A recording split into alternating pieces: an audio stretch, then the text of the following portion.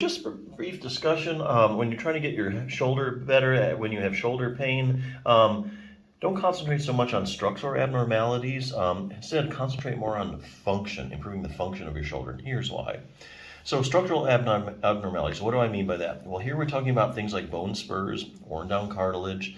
It's not that they're insignificant and can't cause pain, it's just that many people have them and have no pain. So, it's best to concentrate on restoring your shoulder function first and then see where you're at. Here are some examples using one common structural abnormality you've heard of, the torn rotator cuff. One study did ultrasound scans of 237 people with no shoulder pain. 41% of them had a torn cuff in at least one shoulder. Interestingly, 4 had full thickness tears, that's where it's torn completely through, in both shoulders. Okay, people had no pain. An even larger study took 411 people with no shoulder pain. Ultrasound scans found torn rotator cuffs in 23% of subjects. That's around a quarter. Some of these tears were even massive, measuring over 5 centimeters long. Remember, these people have no pain. Now, that was ultrasound. How about MRI scans? They found the same thing too. One study looked at 96 subjects with no shoulder pain. How many had tears? A whopping 34%. This MRI study found that out of 100 people with no shoulder pain, 22 had partial rotator cuff tears, and 14 had complete tears. But what makes this investigation so interesting is the fact that they looked at the bones too.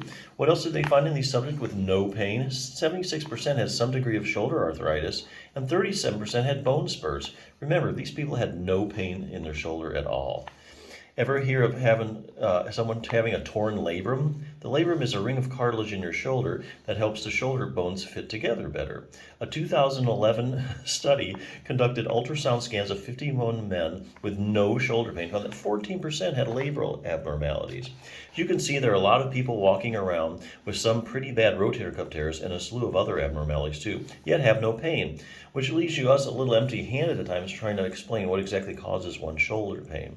On the other hand, if you dig into the research a while on shoulder pain and function, you'll get a little different perspective on things. Here again, by function, I'm talking about how well a shoulder works and performs. So check out this study. There were 98 people with rotator cuff tears that had no pain. They were compared to 62 people with rotator cuff tears who had no shoulder pain. Researchers found no differences in the size of the tears between two groups. Okay, so here again, you got two groups of people with torn rotator cuffs. All right, some have pain, some don't.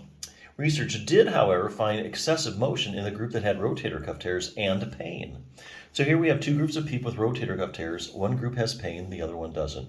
If you just looked at the structural abnormalities, the tears, you wouldn't be able to tell who had shoulder pain and who didn't, because both groups had the same size tears. On the other hand, if you looked at who had the most extra motion in their shoulder joints, well, you would be able to predict who hurt and who didn't.